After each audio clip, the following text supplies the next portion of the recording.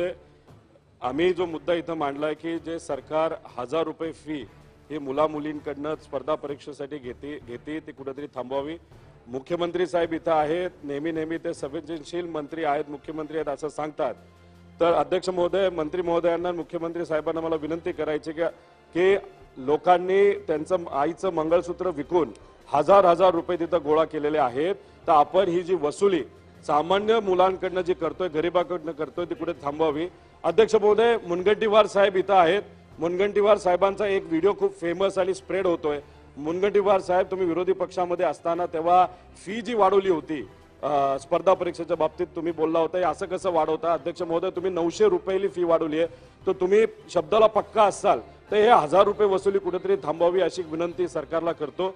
अध्यक्ष महोदय, finance minister Ajitdada इथं आहेत, अनेक वेळा एमपीएससीच्या त्यांनी बैठका घेतलेल्या आहेत, त्यांनी थोडंसं मोठं मन दाखवून हे 1000 रुपयाची वसुली सामान्य कुटुंबातल्या मुलांकडनं कमी व्हावी।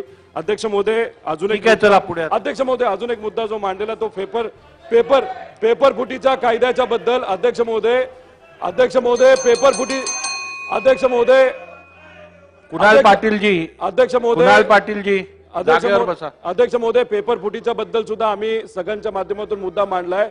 युवा संघर्ष यात्रा केल्यानंतर मुख्यमंत्री साहेबांना भेटलो, त्यांनी 3 महिन्याची कालावधी देऊन एक समिती केली।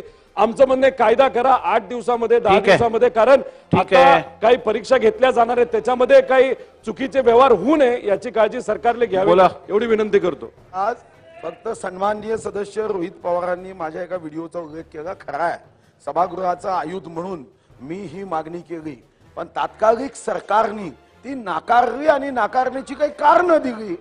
आता तात्कालिक सरकारने नाकारली, मी मागणी केली, तेवढाच व्हिडिओ पाठवला जातो, पण त्या व्हिडिओ सोबत तात्कालिक सरकारने ती नाकारण्याची कारण जे दिली, तात्कालिक सरकारने त्याला काही कारण देऊन तर्कसंगतपणे नाकारली हे सुद्धा सांगा ना।